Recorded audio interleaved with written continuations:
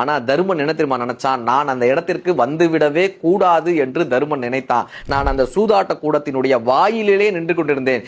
ஏதோ ஒரு கட்டத்தில் தன்னை இழந்த போது, நாட்டை இழந்த போது, சகோதரர்களை இழந்த போது, பொன் பொருள் என்று அத்தனையும் இழந்த தருமன் ஒரு முறையாவது என்னை அழைத்து விட மாட்டானா, என் பெயரை சொல்லிவிட மாட்டானா, ஓடி வந்து இவர்களை காப்பாற்றி விட மாட்டோமா என்று நின்று கொண்டே இருந்தேன். பாஞ்சாலி கூட முதலில் விவாதம் செய்தால், தன் அறிவு கொண்டு போராடினாள், தன் உடல் பலத்தை கொண்டு போராடினாள். எதுவும் நடவாத போது கிருஷ்ணா என்னை காப்பாற்று என்ற அந்த வாக்கியத்தை முடிப்பதற்கு முன்னால் நான் உள்ளே ஓடி சென்று அவளை காப்பாற்ற துணிந்தேன். இப்ப உத்தமன் கேட்டாரா, அழைச்சாதான் நீ போவியா, கூப்பிடாம நீ போமாட்டியா, அழைத்தால் தான் நீ போவியான்? கிருஷ்ணருடைய பதில் என்ன தெரியுமா? ஒருவன் உதவி என்று கேட்காமல் அவனுக்கு நீ உதவி செய்ய சென்றால் உன் மதிப்பும் கெட்டுவிடும், உதவியினுடைய மதிப்பும் அவனுக்கு புரியாமல் போதும். இது கடவுள் என்றாலும் அவருக்கும் பொருந்தும் நாரா. ஒருவர் உதவி என்று கேட்காமல் அவர்களுக்கு நீங்கள் உதவி செய்தால் அந்த உதவி வீணானதாக மாறும்.